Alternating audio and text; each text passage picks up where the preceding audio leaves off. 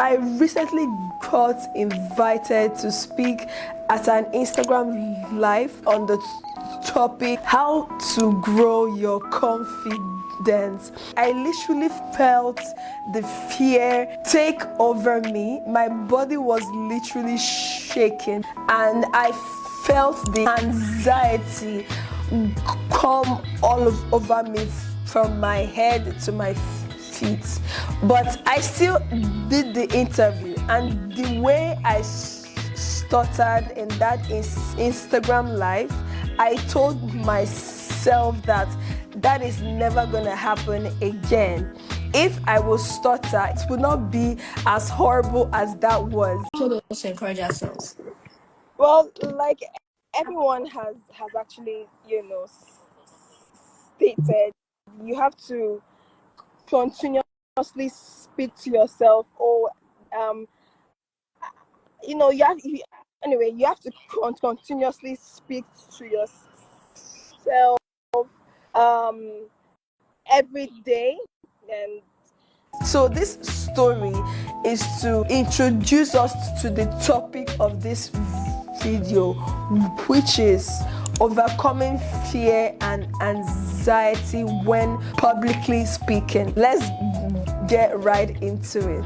Now, imagine a life where every obstacle automatically becomes an opportunity for growth, where every difficulty that you may have, you all by yourself immediately change that into a source of inspiration and an opportunity to grow, and also educate people on how you have been successfully navigating that obstacle and how it has made you to even grow in your level of confidence. We'll be giving us 5 very important strategies that if you implement these strategies in your life, whatever limitation that you will have the courage to overcome that fear that is stopping you from achieving all that you want to achieve. Before you start implementing any strategy, the first step is to identify the triggers. What exactly triggers that fear or that anxiety that somehow pops up when you want to do something extraordinary? You need to first identify that which triggers it, and you need to recognize the specific situations where those triggers usually happen. Understand your triggers, and most importantly, acknowledge that this usually happens when I want to do this. By acknowledging them, you will know that this is what triggers you, and you'll be taking actions to make sure that that never happens again. Imagine that you have been invited to speak at an event. All of a sudden you start having all these negative thoughts that, oh my God, what is going to happen? Oh my God, I'm not going to do so well in this. Oh my God, this bad thing will happen. Only you by yourself have noted all the horrible things that will happen in your head. You have imagined everything in your head. So I want to ask you, if you are imagining all these negative things in your head, why don't you change it to all the positive things that are likely to occur?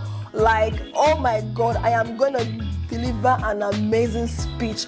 Oh my God, I will get multiple clients that would invite me again to speak on their own shows.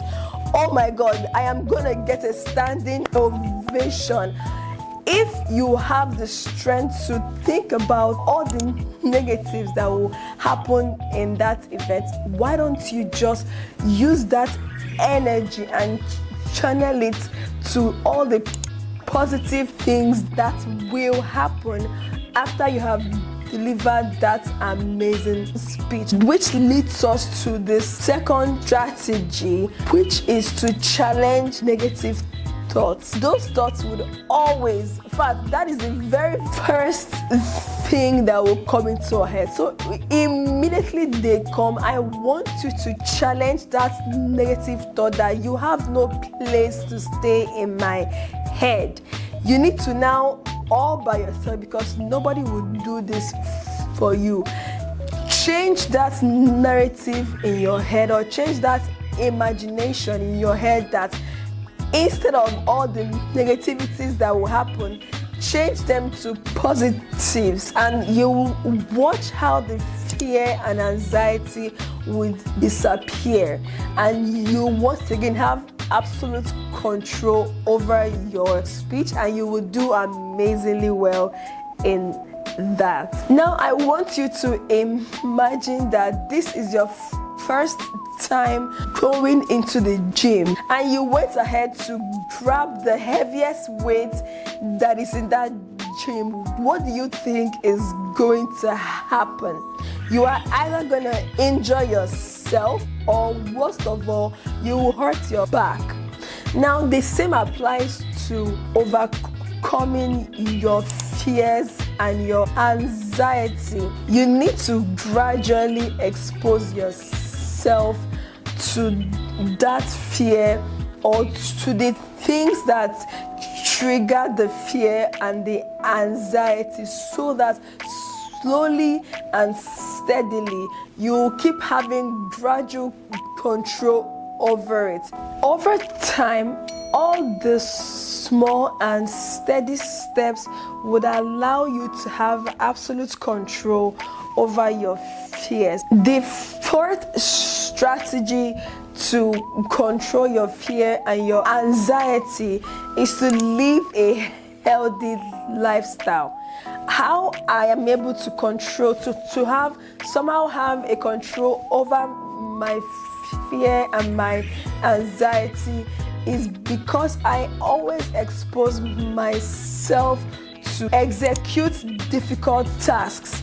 Example, whenever I go to the gym, I make sure to push myself to make sure I conquer that voice in my head that is constantly telling me that, oh, I am exhausted, I am tired, until my body tells me that it is tired. I keep pushing myself.